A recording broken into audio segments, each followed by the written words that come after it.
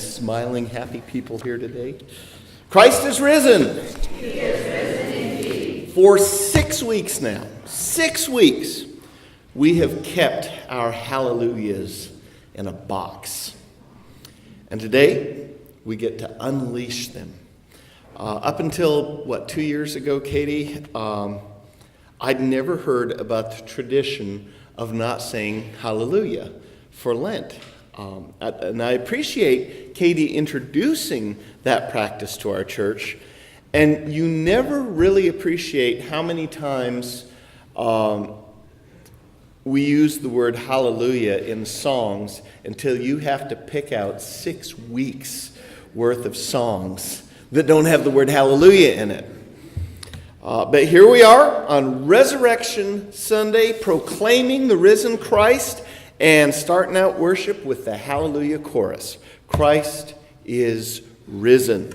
He is risen indeed. I know I've been saying a lot lately this wonderful truth, but we are so blessed to have 4 Gospels in our Bible.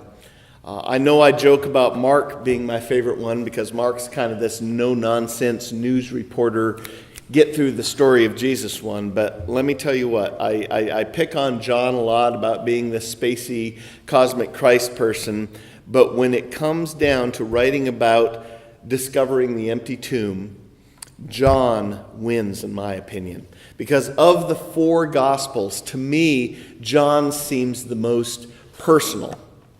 And what you've got is you've got 2 parts to John's version of the empty tomb.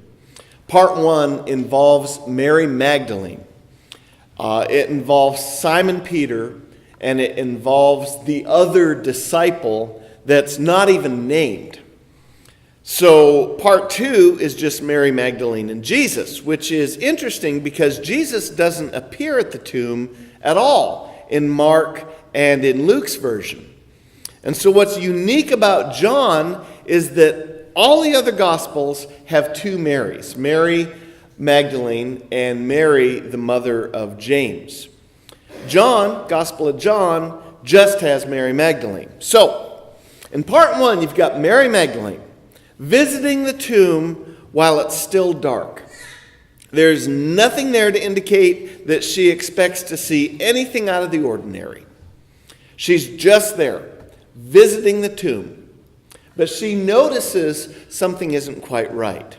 She noticed that the stone that is used to seal the tomb isn't there anymore. But notice she doesn't assume a resurrection. She doesn't say, oh, hooray, he's arisen or something. In fact, her assumption is that someone must have taken Jesus' body. She just doesn't step into the tomb to confirm or deny this. And believe me, I don't blame her. I wouldn't be walking into a tomb while it's still dark either. And so she runs back to tell Simon Peter and the other disciples, the remaining 11 disciples, that they, whoever she thinks they are, came and took Jesus' body, and she doesn't know where they've laid him. Well, this was a cause for concern for at least Simon Peter and this other unnamed disciple because they ran back to the tomb.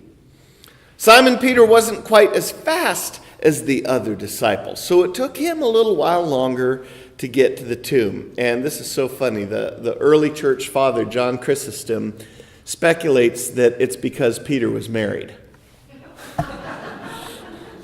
Why does that make somebody slow? I don't know. We talked a little bit about that at sunrise service this morning. But like Mary, that first disciple did not enter the tomb. Again, not everyone's eager to just walk into a tomb, right? He peeked into the tomb, but all he saw was the burial linens. And so when Peter finally got there, he waltzed right in, and he saw all of these burial linens rolled up and placed neatly around the tomb. And so Simon Peter saw all these things up close, but didn't really give any response. And then the other disciple finally came in, saw what Simon Peter saw, but according to John, he saw and believed. And then the two disciples just went back home with no indication that they told anyone else about what they'd seen. Which leads to the second part of this passage. Even though the two disciples returned home, Mary Magdalene remained alone at the tomb, weeping. And then something compelled her to look inside the tomb. And what she saw was yet another unique feature to John's gospel. She saw two angels in white sitting where Jesus had been laying. What's odd about this is how little it seemed to faze her. And then she sees Jesus, but she didn't recognize him at first. She figured that he was the gardener, and she asked him if he was the one who had moved Jesus' body. And then when Jesus says her name, she finally recognizes him. 10 chapters earlier, the gospel writer John wrote that when the shepherd calls his own sheep by name, they know his voice. And so Mary knows now. She knows Jesus' voice. And hearing her name, she says, my teacher. And that's when Jesus tells her not to hold on to him, but to go tell others what she had seen. Now here's where John's account of this story speaks to me differently than the other three Gospels. When Mary first ran back to tell the remaining disciples, these 11 who were closest to Jesus, who had the closest ties and relationship to Jesus, when she ran back to tell them that the stone had been rolled away from the tomb, only 2 bothered to actually get up and go see what was going on. And even then, Simon Peter, this disciple who had been closest to Jesus, who had the best handle, supposedly, on what was going on, really didn't say much or do much. In fact, according to John, it was the nameless disciple, the other disciple, who actually believed, even though he and Peter had failed to make any connection to the scriptures that might have indicated that the Messiah would rise from the dead. And so think about that for a moment. These disciples, despite all of their work that they had done with Jesus over the course of 3 years of Jesus' ministry, only 9% of them got it. 1 out of 11. That is a 90% failure rate. 91% didn't believe even after following Jesus for 3 years. We get so wrapped up into numbers in the church.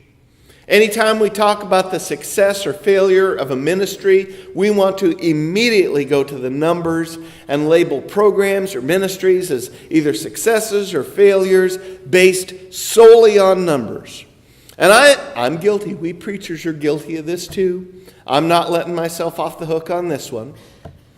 Yesterday, Connor and I dusted off our bows, and we did some target practice in the backyard after we got all our chores done. And he and I are pretty decent archers. We hit more than we miss. But if I only hit 9 out of 100 targets with my bow and arrow, I cannot call myself a good archer, right? Well, I could call myself a good archer, but it doesn't make me a good archer, does it? If a basketball player only hits 1 in 11 shots that she makes, she cannot say that she is a star player. If a wrestler only wins 4 out of 50 matches in a season, the coach isn't going to ask that kid back onto the team next year. But guess what? That's the sort of math that the gospel rests on. Out of 11 disciples, 1 believes. And that's where it starts. Think of the impact that the church has had in this world over the course of 2,000 years. Think about how many hospitals, universities, charities, ministries exist that were started by the church whose faith rests in the risen Christ, whose very identity is tied to that empty tomb.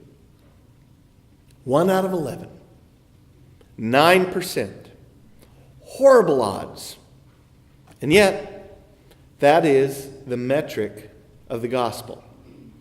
That's how the story of the empty tomb begins. Sure, it picks up after that, when other folks start seeing Jesus. And immediately after what Barbara read here this morning, we see the story of Jesus appearing to 10 of the disciples, minus Thomas. And then right after that, we learn a lesson about believing even when we don't see it from this poor disciple who we have labeled Doubting Thomas. And the lesson is, blessed are those who have not seen but yet still believe, which is weird that Jesus still had to appear to Thomas to get the point of that lesson across, right? 9%. Here's something else to think about. If we don't proclaim the good news of the empty tomb, if we don't say anything at all, then it's 0%. If we don't share the good news, then no one ends up running to the tomb. And if we get discouraged because of things like that, if we think, if we do this crazy, risky, wild thing that people are going to just think is a bunch of malarkey, we might fail. Well, then no one ends up proclaiming the resurrection. What was it hockey legend Wayne Gretzky once said? He said, I miss 100% of all the shots I don't take. Why do we do what we do in the church? Why do we go to all the trouble, to all the inconvenience, all the pain and heartache associated with proclaiming the empty tomb? Why did the early church put their lives on the line for a conviction that could land them in jail or worse, to death? Same reason we do anything risky or dangerous. Because it matters. It matters. For the Christian church, disciples of Christ, for us in the disciples of Christ, the empty tomb, the hope of the resurrected Christ matters. Christ is risen. Jesus lives. And because Jesus lives, because God has broken the power of sin and death, we have been set free to live as well. Sometimes that's hard for us to believe, too. The principalities and the powers of evil often appear to be in control, right? Some days it is hard to see with eyes of faith. That's why we need the church. So that in those times when our sight is blinded by tears, we can hold on to another's faith. That's why we need the meal that we call the Lord's Supper every week. These sacraments, you know what, they may seem like child's play to someone who's not familiar with it. It may, when you think about eating these little bits of bread and drinking little sips of juice from these little cups, it looks almost like a little tea party that a little girl or a little guy would hold for their friends. And yet, we come and listen with ears of hope. And we see it with eyes of faith. In this bread broken, in this cup poured, we discover Mary Magdalene's good news, her gospel. I have seen the Lord. When we eat this bread and when we drink this cup, we dare to imagine a different world, a world not imprisoned by the power of sin and death, but a world set free for the sake of love, for the sake of justice, for the sake of peace. This is a day to celebrate, to share the victory feast in our God. We've been set free. So even though the tears may be streaming down our cheeks from all the atrocities in the world, the tragedy in Belgium this last week, all the scandals that we see in our own country as we grow closer to electing a leader, the increasing focus on what divides us rather than what unites us, we can get up from this table and follow our real leader, the risen Christ. And we can march through the cemeteries and through the streets, the Pentagon, the Capitol, the boardroom, the back alleys, thumbing our nose at death because Christ is risen. He is risen indeed. Hallelujah, and so may it be.